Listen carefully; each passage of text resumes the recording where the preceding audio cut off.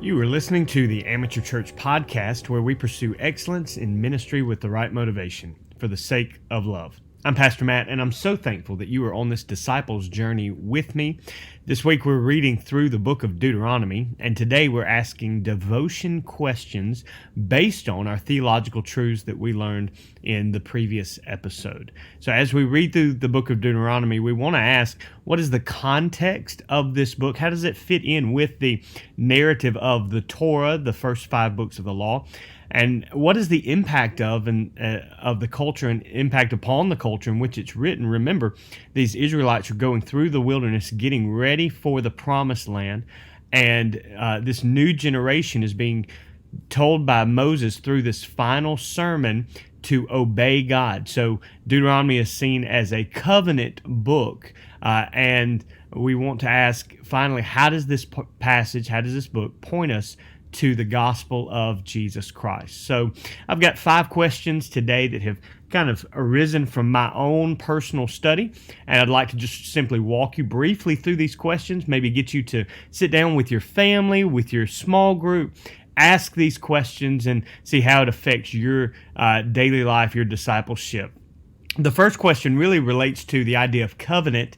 If we consider that Deuteronomy is a covenant between the Israelites and God, between God and mankind, then thinking about this, the different elements, those 5 elements I brought up in the previous episode about a legal document, the preamble and history, the requirements, the results, and the of blessings and cursings, and then how often you should read this. When you think about a covenant and a contract, what's the difference? And further, how does the covenant bring more assurance? Because many times people look at the book of Deuteronomy and Leviticus and they say, well, that's a list of do's and don'ts, and God is just telling me if I do this, then He's gonna bless me. If I don't do this, He's gonna curse me and forget about me and cast me aside and I go to hell. But Deuteronomy goes a lot deeper in relationship with that. What's the difference in covenant and contract? So as you discuss that, I would just, as a way to help in that discussion, I would say the major difference would be love. That I can form a contract with my cell phone carrier, my cell phone provider, and if they don't provide service, then I stop paying. Or if I stop paying, then they stop providing a service. And there's no love lost in that. It's a business agreement. When it comes to a covenant, it's based on a relationship, a respect, a desire of intimacy, and therefore there's a lot more patience, loving kindness involved in that. And I want you to discuss the effects of that. And so this covenant between God and man, how does Christ ultimately, being our new covenant or New Testament in Christ, how does that actually show even more assurance for us in salvation?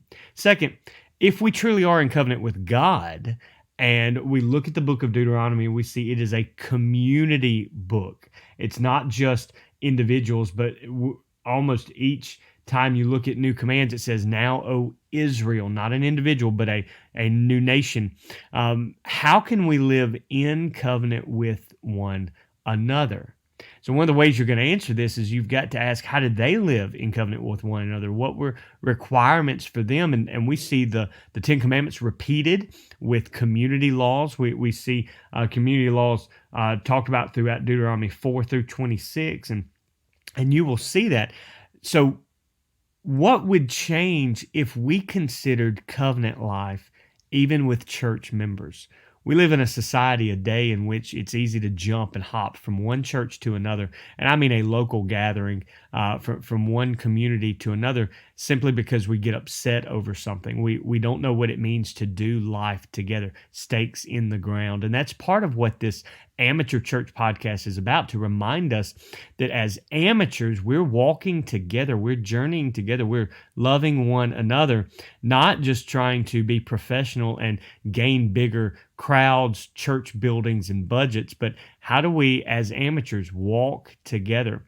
And so how can we live in covenant? What does that look like? What things might need to change in your life to be in covenant with one another, more hospitable, more patient, definitely more sacrificial. Think through that. As I was reading this week, Deuteronomy chapter 4 kind of jumped out to me, verses 16 through 19. I want to read this to you, and it leads to my third kind of section of questions. Deuteronomy 4, in fact, verse 15 begins, "So watch yourselves carefully, since you did not see any form on the day the Lord spoke to you at Horeb from the midst of the fire, so that you do not act corruptly and make a graven image for yourselves in the form of any figure, the likeness of male or female, the likeness of any animal that is on the earth, the likeness of any winged bird that flies in the sky, the likeness of anything that creeps on the ground, the likeness of any fish that is in the water below the earth." Now, remember, he's going back to this idea of this golden calf that was made. He says, don't be taken away by making a graven image. And that seems very particular and specific to them. But notice verse 19. This grabbed my attention.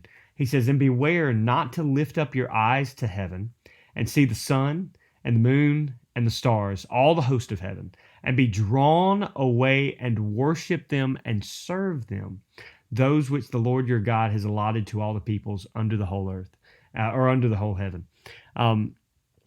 As I thought about this, I thought about the idea of Deuteronomy that Moses is telling the people about God is, you're prone to worship idols.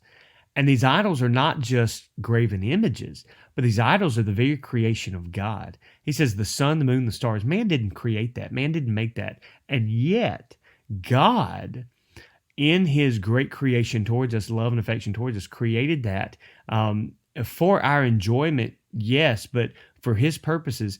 And what man has done is begun to worship the sun, the moon, the stars. And you may jump immediately to astrology, and that's exactly what I believe is discussed here. But also think about the good things on earth and good things in heaven that we turn into gods every single day.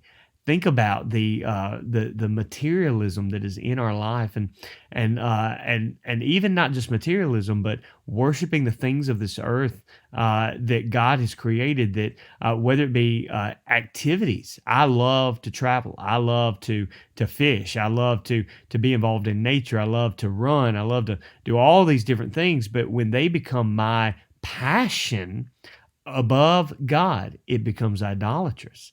And so what are specific idols that draw your attention and worship away from God? And then I would ask a follow-up question, how can we guard against this? And I think the answer to that really stems from verse 20, where it says, "But the Lord has taken you and brought you out of the iron furnace from Egypt to be a people for his own possession as today." I think part of the way that we guard against this is reminding ourselves what God has done for us. That all these other things, though pleasurable, leave us empty. And so talk through the specific idols in your life and the life of your family and small group that have the potential to draw your attention away from God. And then knowing that, how do you guard against that? A fourth question we can ask is this: what are consequences that you have experienced based on your own disobedience? So remember, what is Deuteronomy about? Well, it's a giving of the law again to a new generation because the first generation was disobedient. And this is a reminder for us, first, that our lives have the positive and negative choices we make. The consequences have effects on future generations. So whatever we are doing in our life today, the decisions we make today affect not just our lives tomorrow and next year, but the lives of generations that follow us 20, 30, 40 years from now. That's what took place in Numbers and then Deuteronomy. And what are consequences that you are experiencing, have experienced, first, based on the previous generation's disobedience, maybe based on your own disobedience, and then what are consequences that your family may face because of your disobedience? Now, this is a tough one. It's heavy. You may say, well, I want to skip that question. Well, I think it's important that we stop and we think, what am I doing right now that may have devastating consequences on my family and friends and the next generation? And then how can we guard against that? Knowing Christ redeems us and rescues us. How can we guard against that and, in fact, have good results for the next generations? How can we make positive choices, decisions that would have positive consequences and results for our children and our churches? So think through that. What could have happened if the previous generation in Numbers had done what God called them to do? Well, this generation would be enjoying the promised land, and yet they're not able to. What are things that we're doing that keep people from enjoying the promises of God in their own life? Living in community, this matters. Finally, I want you to think about the death of Moses. At the end of Deuteronomy, we see Moses is going to die. And yet, he has prepared a successor. He has prepared the rise of Joshua. I just simply want to ask this: who today are you training to take your place? Maybe your own children, your place of leadership in the family. But in your job, in your church, in service, in ministries, who are you training to give your influence and leadership to? Now, yes, of course, they're going to have to make their own decisions. But are there people that you are intentionally praying for, intentionally preparing, and intentionally passing on certain gifts, skills, lessons? What skills are you passing on to the next generation? If you were to be gone tomorrow, what legacy would live on through someone else, and who is that person? I want you to think about that question, because Joshua became the leader he did because of the type of leader Moses was in his life. Now, of course, we know that it is not about our leadership, it is about Christ, but it is Christ in us. Paul even told Timothy, he said, entrust what you have been entrusted with, entrust to faithful leaders who will then pass them on to a generation who will pass it on to the next generation. We see Paul, then Timothy to leaders, then leaders to a fourth generation that are expected to keep passing it on. We at least see 4 generations in Paul's letters. But what we have today affects generation after generation. So what skills are you passing on? What lessons, what gospel message are you giving to the culture around you? Christ in us is our hope of glory, and that hope of glory can be passed on by how you live. So I want to close out today's episode with our memory verse, and it comes from Deuteronomy chapter 7, verse 9.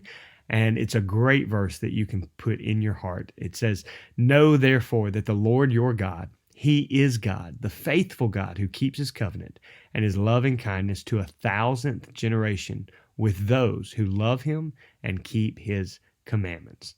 One more time, Deuteronomy 7:9. "Know therefore that the Lord your God, He is God, the faithful God, who keeps His covenant and His loving kindness to 1,000th generation with those who love Him and keep His commandments." I pray today that you know that God, that you know the love that God has for you in and through Jesus Christ, that we can be rooted and grounded in His love. I love you. I'm praying for you. Stakes in the ground.